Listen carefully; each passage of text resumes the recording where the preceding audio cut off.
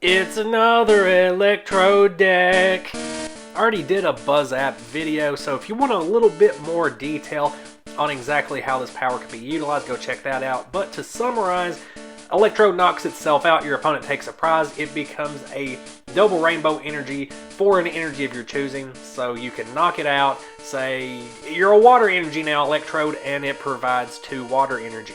So very versatile. Even though it's an electric type, it doesn't have to be in electric decks. In fact, this time we're going to be pairing it with base set Arcanine. And I actually think it's a better partner for Electrode than Zapdos, and here's why. Zapdos is a big basic, but that doesn't really help it because you have to wait until turn 2 to evolve your Voltorb into an Electrode anyway before you can actually use Buzzap. So leaving a Growlithe out isn't really that much of a risk because Growlithe has 60 HP. Not a whole lot of decks are going to be knocking out a Growlithe turn 1. So the fact that it's a stage 1 doesn't matter. In fact, it helps it a little bit because you get a little tiny bit more HP than Zapdos has. It does have a weakness to water, which hurts it, and it doesn't have any resistance, meaning that in those respects, it is not better than Zapdos. And you may be saying, well, Arcanine doesn't even need Electrode's Buzzap because you can start using Takedown on turn 3 thanks to double colorless energy. And that is where Arcanine has a clear advantage over Zapdos in that it can rely on both Electrode and double colorless, meaning that it isn't as susceptible to energy removal as the Buzzap archetype is, and it still allows you to start using Takedown on turn 2, which is pretty huge for 80 damage coming out on turn 2. No, not as much as Zapdos' Thunderbolt with 100 damage.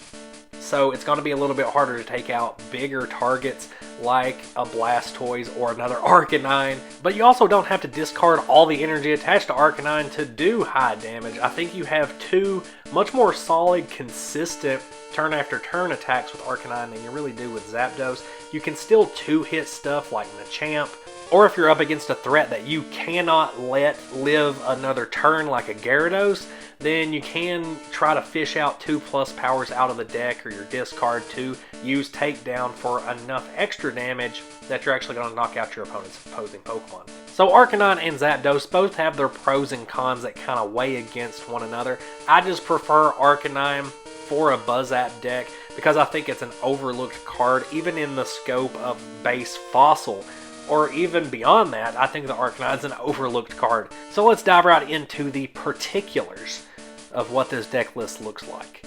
Let's start with a good old playset of Voltorb. Like with any Buzzap variant, it's going to be very important to have a Voltorb on your bench turn 1. That way when it comes turn 2, you're ready to evolve it up, transform that Electrode into a Buzzapped energy card. And to follow that up, we're going to have a full playset of base set Electrode. As I've already talked about plenty in the Buzzapdos video, this is a pretty risky move. You can sacrifice an Electrode and let your opponent take a prize, only for next turn they draw a energy removal and drop it down and then send your Electrode to the discard pile, meaning that you really only got one good attack off of it. Now that is where the double colorless energies come in to help. But either way, you do want to make sure that for every sacrifice you're making with an Electrode, you're getting at least 2 knockouts in return for yourself, just so you're beating the spread. Now we got a full playset of Growlithe and a full playset of Arcanine. One of the great things about Growlithe is it has 60 HP. The fact that you're not really going to be able to attack with it does not matter because you're going to be evolving into Arcanine as quickly as possible and doing the same kind of thing you do with Buzzapdos, in that you're going to be using Takedown on turn 2. Now you don't always have to use Takedown. If your opponent's active has 50 or less HP, you should absolutely be using Flamethrower. That's pretty common sense. Especially up against Rain Dance or really any water deck in general, you're going to be gusting out those basics like Poliwag, Magikarp, and Squirtle and hitting it with a Flamethrower. That way you're not dealing any damage to yourself, allowing you to keep a defender in hand for another turn, which I think is just another advantage over Zapdos in that you don't have to choose between discarding all energy or hurting yourself. You can choose between discarding 1 energy or hurting yourself, but you still have the help of Defender. For draw power and consistency, we're going to have a full playset of Bill, 3 copies of Professor Oak, meaning that you're going to have a pretty consistent opening hand in that you're able to draw the cards that you need. Get a Voltorb down on the bench on turn 1. Get a Growlithe down on the field somewhere on turn 1. 3 copies of Computer Search to make sure that next turn you're able to get those evolution cards, the Electrodes, the Arcanines. Now it is going to be a little bit tough with only 8 basic Pokemon in this deck. You might have to go through a few mulligans. If that is a recurring problem, I'd say substitute a couple of cards out for 2 Doduo. With Doduo, you wouldn't necessarily need 3 copies of Switch, but Arcanine does have a high retreat cost, so for this build, 3 copies of Switch, 3 copies of Gust of Wind so that you can get those easy kill knockouts on your opponent's side of the field, especially the ones that could evolve up into bigger threats like Magikarp. That's one advantage that a Buzzap build of Arcanine does have, is that it can deal with those early threats very easily, like a Magikarp. If you let a Magikarp evolve in a Rain Dance deck, that Arcanine is getting knocked out next turn for sure. So being able to Flamethrower on turn 2, or even Takedown on turn 2 if you're up against Haymaker, is a huge advantage for this deck. Because Takedown does deal some damage to Arcanine, it's good to have Defender in here. You attach a Defender before you attack.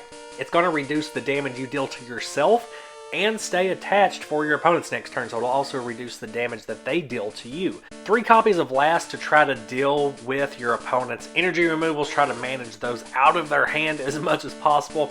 A couple copies of Energy Retrieval just so you can get those basic fire energy back as you need them.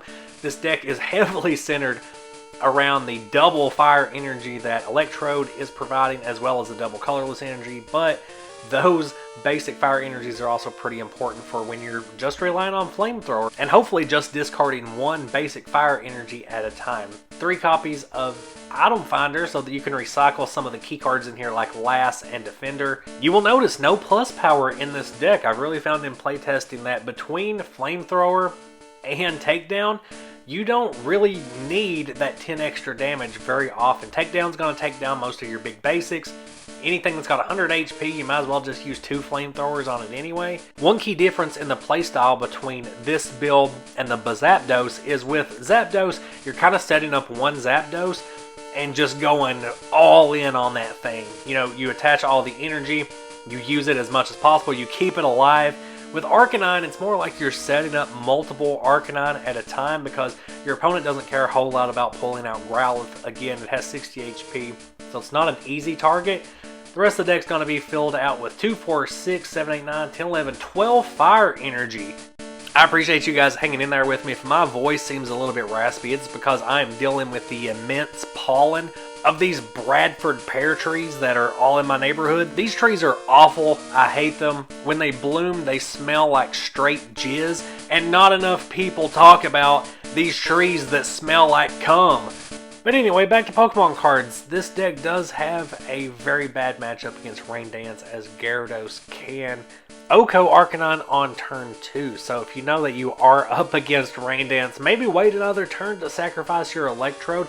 That way you know for sure you're going to be able to knock out Gyarados. But because the build I just showed does not include plus power, you're not going to be able to do that in one turn. Instead, it's going to be a very big effort to maybe do a takedown and deal some decent damage to Gyarados. That way next turn you can knock it out with a flamethrower. Just on type matchup alone, it doesn't look great for an Arcanine build of any type, and so you really have to try hard to outmaneuver the speed of a Rain Dance build.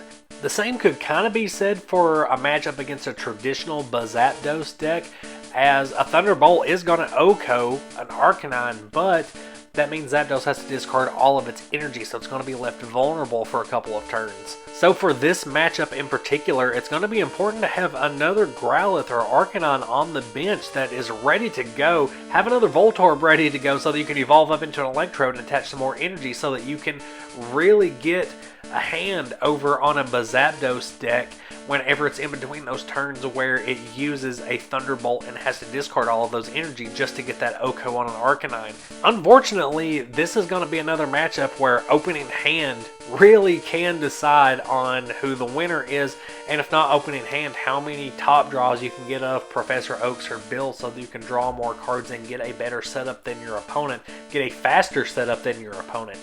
Thanks to Electrode, you've got a pretty good matchup against Haymaker and even decks like Polygon, where you can knock out the early or mid evolutions pretty quickly, and takedown's going to be just enough to Oko and Alakazam that gets gusted off the bench in any damage swap decks. And that's going to be it for the overview on Arcanine.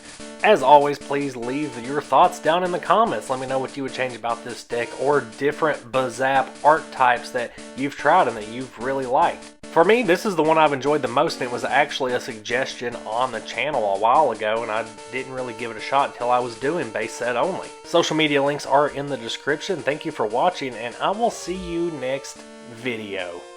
Bye.